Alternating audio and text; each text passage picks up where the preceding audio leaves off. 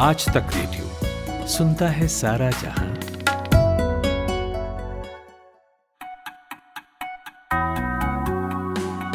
13 जून मंगलवार, यह पॉडकास्ट आज का दिन। मैं हूं खुशबू Kumar.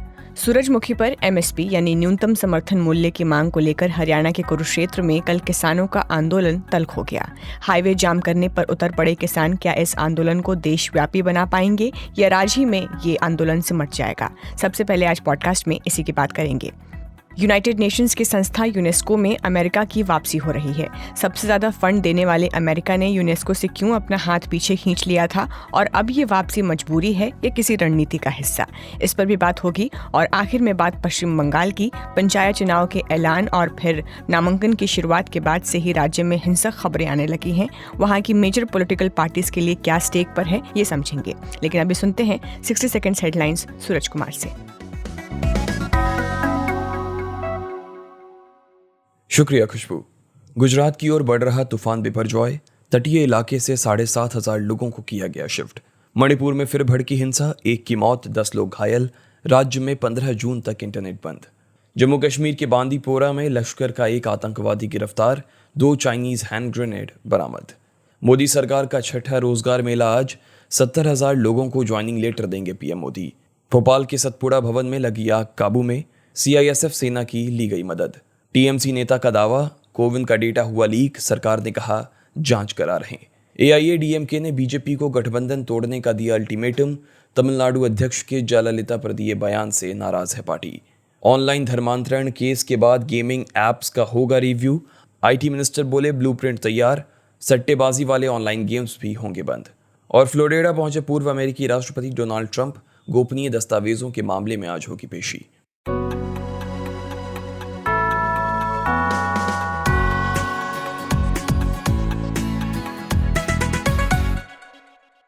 MSP minimum support price यानी न्यूनतम समर्थन मूल्य भारत सरकार की एक गारंटी है जो धान, मक्का, सोयाबीन जैसी दर्जन भर फसल की उपज पर आपको वादा करती है कि इतनी कीमत तो आपको मिलेगी ही, चाहे बाजार का जो भी हिसाब किताब हो उस वक्त।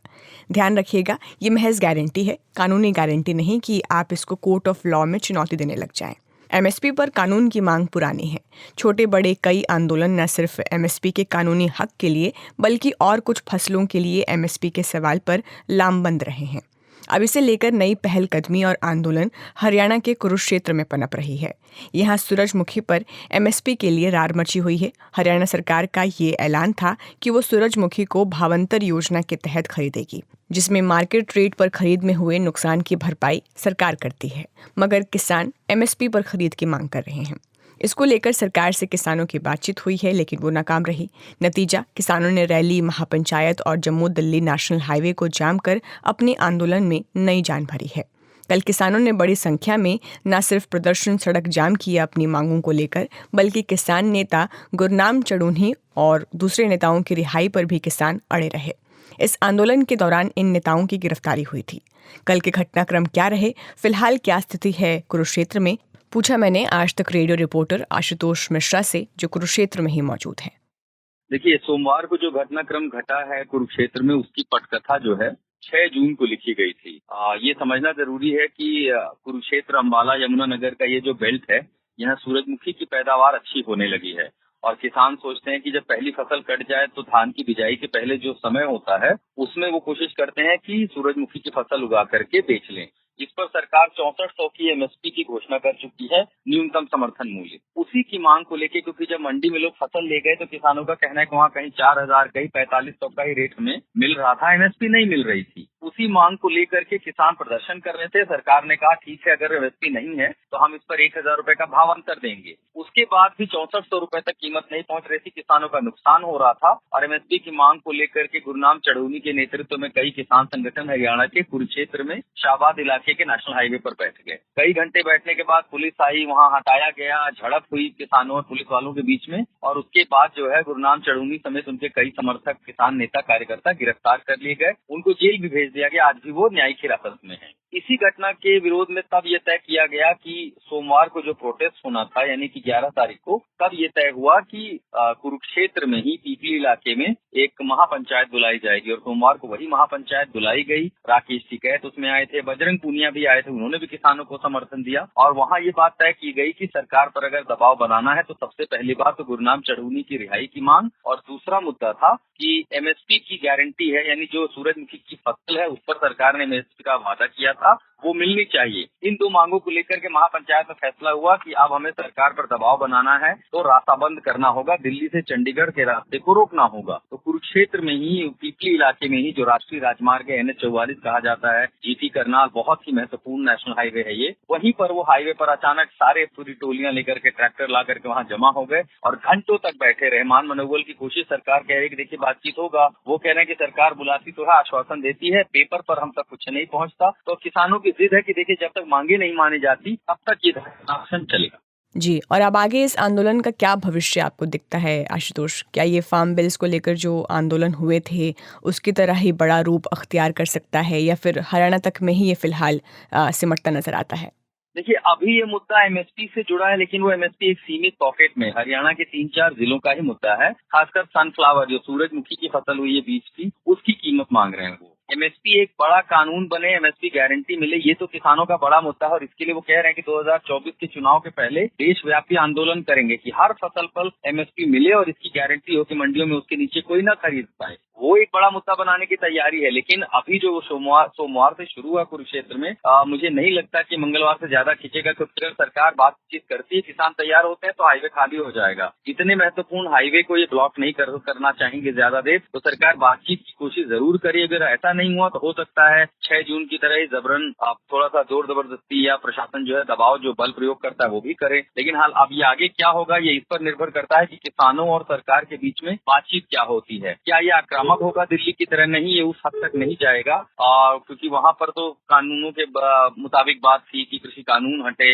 लंबा धरना हुआ था। मुझे नहीं लगता कि कुरुक्षेत्र का ये आंदोलन बहुत ज्यादा होगा या किसान दिल्ली की सीमाओं में आएंगे, क्योंकि अभी मसला सिर्फ एक राज्य की सरकार से है और सरकार भी जानती है कि किसान आंदोलन ऊपर से पहलवानों के साथ जो कुछ भी हो रहा है, हरियाणा में सरकार ऐसा रिस्क नहीं लेना चाहेगी, जबकि 1.5 साल के भीतर ही वहाँ विधानसभा चुनाव होने वाले हैं। तो ये उम्मीद की जा सकती है कि मंगलवार की शाम तक शायद ये डेडलॉक खत्म हो जाए। लेकिन रूपरेखा क्या होगी आगे? 15 तारीख को, 14 तारीख को फिर एक महापंचायत बुलाई गई है, तब भी एमएसपी और दूसरे मसलों को लेकर के बड़ा फैसला होना है, तो सरकार चाहेगी उसके पहले कम से कम गुस्सा जो है वो कुछ हद तक शांत किया जा सके। ये थे कुरुक्षेत्र से आज तक रेडियो रिपोर्टर आशुतोष मिश्रा।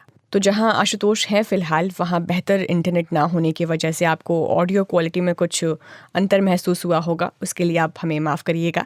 आज ये आंदोलन किस तरह अनफोल्ड होता है, हमारी इस पर नज़र रहेगी और आप तक हम सारे अपडेट्स पहुंचाते रहेंगे। और अब बढ़ते हैं हमारी दूसरी खबर की ओर।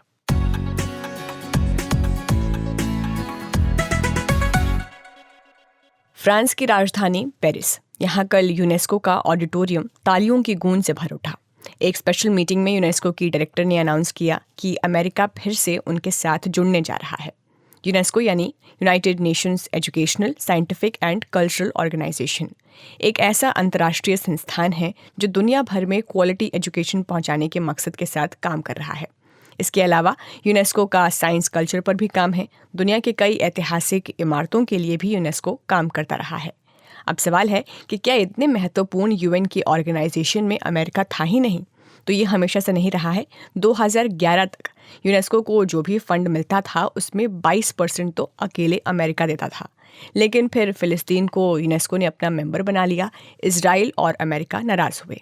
यूएस ने इसे फंड करना बंद कर दिया और 2017 में पूरी तरह से एग्जिट ही ले लिया। अपने सबसे बड़े फाइनेंशियल कंट्रीब्यूटर को गंवाने के बाद यूनेस्को के बजट पर काफ़ी असर पड़ा। अब पूरे 1 दशक के बाद कल यूनेस्को ने बताया कि यूएस फिर से उन्हें ज्वाइन करने जा रहा है। अपनी री एंट्री के साथ यूएस पुराने पेंडिंग फंड्स भी क्लियर करेगा। इस फैसले की एक बड़ी वजह यूनेस्को में चीन का बढ़ता प्रभाव भी है। अगले महीने तक यूनेस्को के 193 मेंबर्स यूएस की वापसी पर वोटिंग कर सकते हैं।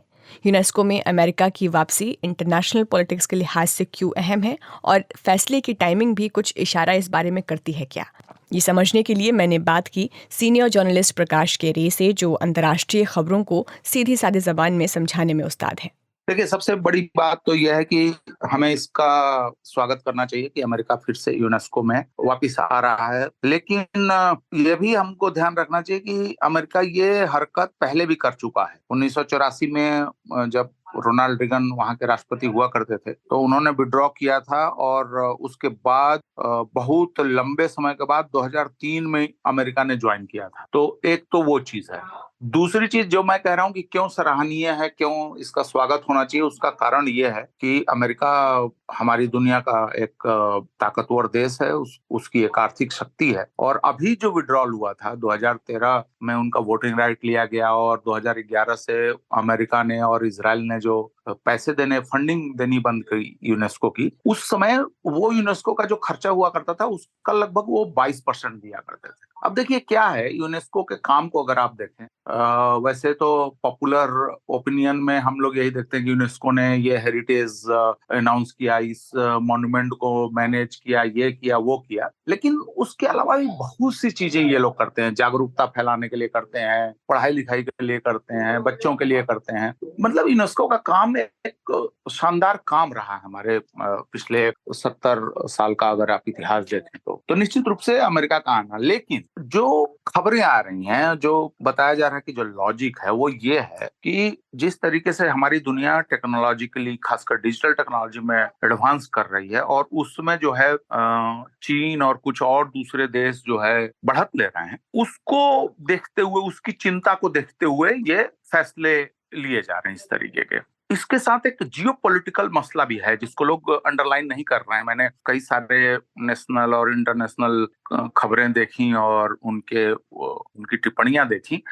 मिडिल ईस्ट, अमेरिका जिनको मिडिल ईस्ट कहता है और जिसको बाकी दुनिया वेस्ट एशिया बोलती है, जो अरब के देश हैं, जिसमें इजराइल भी है, सेंट्रल एशिया के कुछ हिस्से भी हैं जैसे कि ईरान है, इन जगहों से अमेरिका का एक विड्रॉल का प्रोसेस है। अमेरिका यह मानने लगा है कि वहां पे हमारी इम्पोर्टेंस जो है वो घट रही है। और अगर वो सही में अगर ईमानदार हैं तो देखते हैं क्या होता है। आप जैसा मैंने बताया कि रोनाल्ड रेगन के टाइम में भी ये कर चुके हैं, ये बीच बीच में और दूसरी चीजें भी करते हैं। ये यूनाइटेड नेशन को जो जाता है पैसा, WHO को जो जाता है पैसा, यूनाइटेड नेशन शांति सेना को जो जाता है पैसा, उसमें भी ये तमाशा करते हैं। लेकिन वो खबरें आती हैं, चली जाती हैं, इसलिए हम लोग बात नहीं कर पाते उस पर। लेकिन ये एक अच्छी बात है। लेकिन अच्छी बातों के साथ अच्छाई तब होती है जब वो अच्छाई कंटिन्यू करे। प्रकाश जी, एक समझ ये भी रही है कि पूर्व प्रेसिडेंट ट्रंप की नीतियां कंजर्वेटिव थी, बाइडेन मौजूदा राष्ट्रपति उदार हैं। ये नजरिया भी क्या एक फैसले की वजह है, और अगर है तो बाइडेन को इतना वक्त क्यों लगा? सबसे पहले तो हमारी दुनिया को, पूरी दुनिया को, खासकर जो ग्लोबल साउथ के देश हैं, उनको ये समझ लेना चाहिए कि अमेरिकी डेमोक्रेट पार्टी और अमेरिकी रिपब्लिकन पार्टी के बीच में जो कोर पॉलिटिकल बातें हैं, जो विषय हैं, जो समझदारियां हैं, उनमें फर्क नहीं होता। और कहीं कहीं अगर हमें फर्क दिखता भी है तो राई भर का फर्क, नंबर 1। नंबर 2, इनके बीच में जो फर्क है वो फर्क उनके लोकल और कुछ बहुत ही फ्रिवलस चीज और ट्रिवियल चीजों के बारे में है कि एबॉर्शन का क्या होगा, सेम सेक्स का क्या करें, जेंडर डिटर्मिनेशन का क्या करें, होमोसेक्सुअलिटी का क्या करें, इस तरीके की बातों पे है। उनका बाकी और चीजों को लेके नहीं है। आप ये मुझे बताइए कि अगर डोनाल्ड ट्रंप जो है इमिग्रेशन को लेके या जो रिफ्यूजीज घुस रहे थे उनको लेके बहुत कठोर थे, तो क्या इस सरकार के आने के बाद उसमें क्या फर्क हो गया? नंबर 1। दूसरी चीज, अगर हम कहें कि भाई वो कंजर्वेटिव हैं रिपब्लिकन वाले और लिबरल हैं डेमोक्रेट वाले, तो कुछ नहीं करना है, आपको नियो लगा देना है उनके पीछे। एक नियो कौन है, एक नियो लिबरल है। बस इतना सा एक माइनर धागे टाइप का फर्क है और कोई फर्क नहीं है। तो उन विषयों पे हमको नहीं जाना चाहिए। हमको ये देखना चाहिए कि भाई पॉलिसी में कंक्रीट क्या है। फिलहाल ये है कंक्रीट कि एक रिपब्लिकन प्रेसिडेंट ने, रोनाल्ड रेगन ने, अपने आप को यूनिसेफ से हटाया था 1984 में। दूसरा प्रेसिडेंट उसको वापस ला रहा है, सेम रिपब्लिकन, जॉर्ज बुश के टाइम में 2003 में। अभी हम क्या देख रहे हैं कि 2011 में एक डेमोक्रेटिक प्रेसिडेंट ने विड्रॉ किया था और एक डेमोक्रेटिक प्रेसिडेंट उसको वापस ला रहा है। तो हमको ये देखना चाहिए, विड्रॉ किए थे तो क्यों किए थे, वापस आ रहे हो तो क्यों आ रहे हो। ये मसला पॉलिटिक्स का नहीं है, ये मसला एजेंडे का है और एम्बिशन का है। बहुत बहुत शुक्रिया प्रकाश केरे।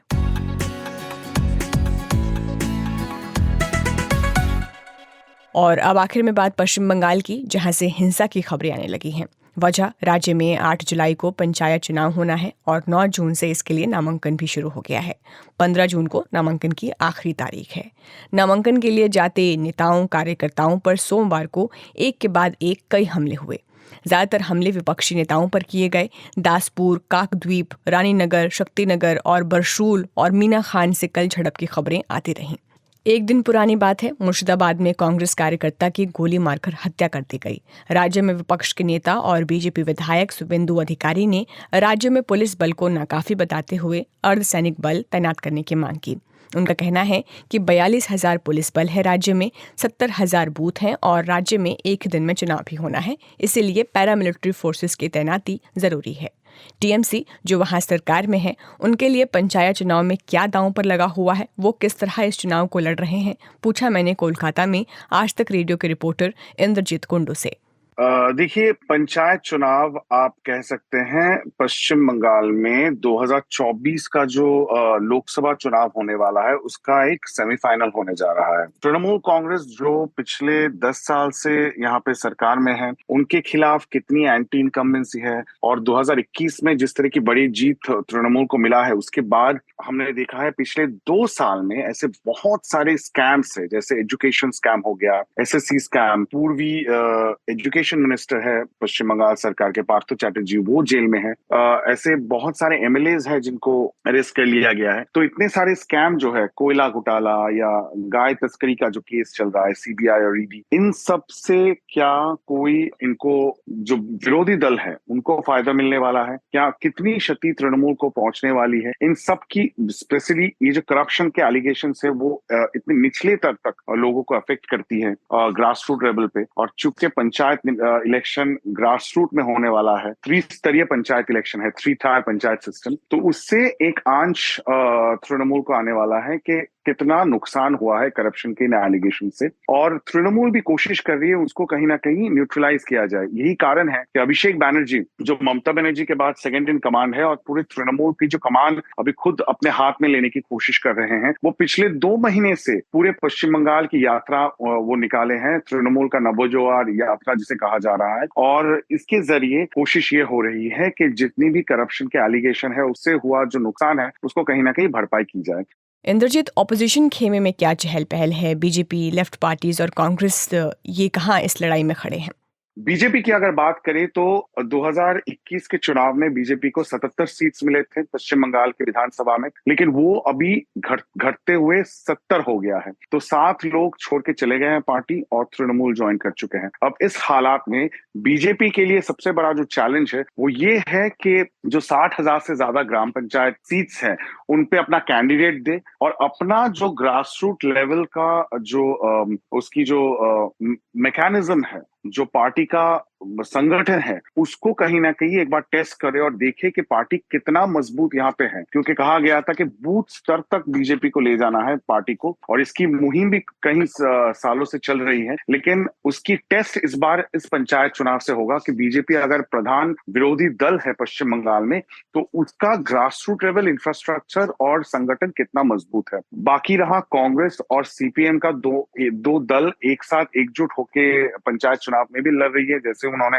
2021 के विधानसभा चुनाव में लड़ा था। अब दोनों ही पार्टियों के लिए ये बहुत बड़ी चुनौती होने जा रही है, क्योंकि कांग्रेस के पास इस वक्त कोई विधानसभा में एमएलए नहीं है, ना कि लेफ्ट के पास है। तो इन दोनों पार्टियों के लिए ये एकदम जीना और मरने का समान एक लड़ाई है, क्योंकि उनकी जो कार्डर बेस्ड है और उनका जो संगठन है उसको जीवित रखना पश्चिम बंगाल में, और जो कांग्रेस के स्ट्रॉन्ग होल्ड्स है, जो अधीर चौधरी जो प्रदेश कांग्रेस के अध्यक्ष है, उनका स्ट्रॉन्ग होल्ड है मुर्शिदाबाद और आसपास के इलाका। वहां पे क्या कांग्रेस का स्ट्रॉन्ग होल्ड अभी भी कांग्रेस के पास रहेगा, ये एक सवाल है। और वामपंथियों के लिए सबसे बड़ा चुनौती ये है कि जब बीजेपी की उत्थान देखने को मिला है पश्चिम बंगाल में, और वो सबसे बड़ा विरोधी दल के रूप में उभरता हुआ दिख रहा है पिछले 2021 के चुनाव के मद्देनजर रखते हुए, तो वामपंथी जो वोट है जो बीजेपी में चला गया था, क्या वो वापस वो ला सकते हैं अपने पास और 2024 से से पहले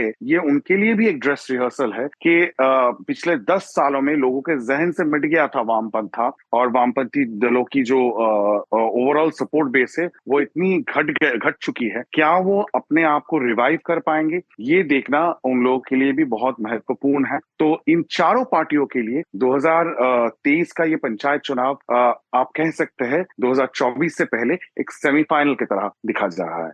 बहुत बहुत शुक्रिया इंद्रजीत कुंडू।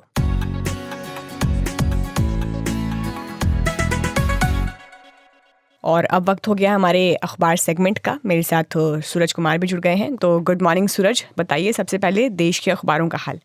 खुशबू, हिंदुस्तान हिंदी की एक्सक्लूसिव खबर से शुरुआत करते हैं।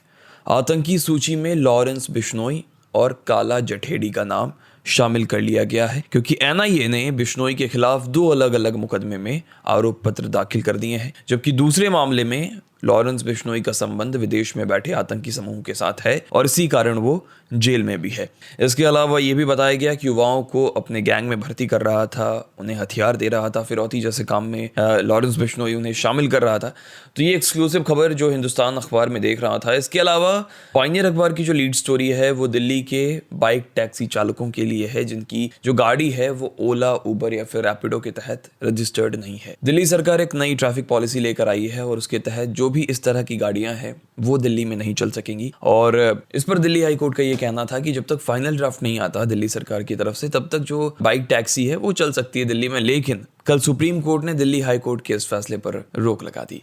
उसने कहा कि फिलहाल दिल्ली में बाइक टैक्सी नहीं चलेंगी जब तक फाइनल ड्राफ्ट नहीं बनकर आ जाता है। तो हाई कोर्ट का ठीक उलट सुप्रीम कोर्ट ने कह दिया है। इसके अलावा एक चीन और भारत से जुड़ी खबर है। अक्सर हम लोग आखिर में लेते हैं विदेशी खबरों को, लेकिन क्योंकि ये इंपॉर्टेंट है और पायनियर की सेकंड लीड स्टोरी है तो लेना बनता भी है कि चीन ने भारतीय पत्रकार को देश छोड़ने को कहा। तो खास बात यह है कि चीन में ये एकमात्र भारतीय पत्रकार हैं, पीटीआई की तरफ से है।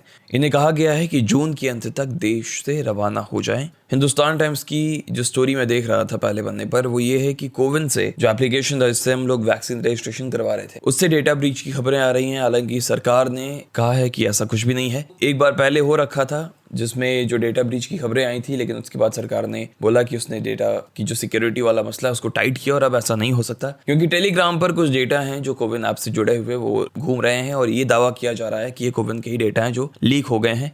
लेकिन सरकार का ये कहना है कि पिछले बार जो डेटा लीक हुआ था उसी का ये बोट है जो हैकर्स उसको रेगुलेट कर रहा है। और खुशबू, द टाइम्स ऑफ इंडिया की पहली स्टोरी, गुजरात के सौराष्ट्र में बिपरजॉय तूफान के कारण 3 लोगों की मौत हो गई है बारिश के चलते। बारिश इतनी तेज हुई है और जो मुंबई की एक तस्वीर है, जो विंड स्पीड है मुंबई में समुद्रों की, वो 66 से 68 किलोमीटर प्रति घंटे की रफ्तार है। तो काफी तेज विंड जो है वो उछाल है कि उछाल वाली तस्वीर भी है जो पानी एकदम 10-10 फीट ऊपर जाती हुई तस्वीर में दिखाई दे रही है। इस महीने के आखिर में एक ड्राफ्ट आ सकता है जिसमें 11th और 12th का जो एग्जाम है, परीक्षा है, उसे सेमेस्टर वाइज कराने की सलाह दी जाएगी, या फिर ये डिसीजन भी आ सकता है कि 11th और 12th का जो एग्जाम है उसे अब 6 महीने, एक सेमेस्टर पहला बोर्ड और 6 महीने बाद दूसरा बोर्ड आप इसको कंडक्ट करें ताकि जो स्टूडेंट हैं उस पर से जो प्रेशर है वो कम हो। और G20 से पहले हमें एंटी इंक्रोचमेंट ड्राइव देखने को मिल रहा है। दिल्ली मेट्रो स्टेशन के अगल बगल वहां पे जितने भी अतिक्रमण हैं उन सबको हटाया जा रहा है। और एक अपडेट है खुशबू की, रेसलिंग फेडरेशन का जो चुनाव होना था इस महीने के आखिर में वो अब टाल दिया गया है और उसे आगे खिसका दिया गया है 4 जुलाई को। 4 जुलाई को ये शुरू होगा और ये जो है इंडियन ओलंपिक एसोसिएशन ने इसकी घोषणा की है। और खुशबू, खुदरा महंगाई दर जो है वो 25 माह के निचले स्तर पर पहुंच गया है। पिछले 5 महीने में खुदरा महंगाई की जो चाल है उसको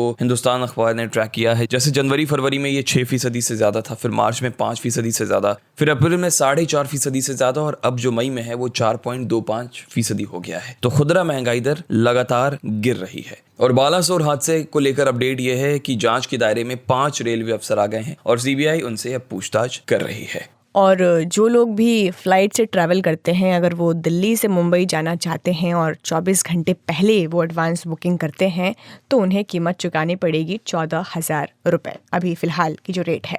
टाइम्स ऑफ इंडिया अखबार लिखता है कि ये जो कीमत है वो दुनिया में सबसे महंगा डोमेस्टिक फेयर है।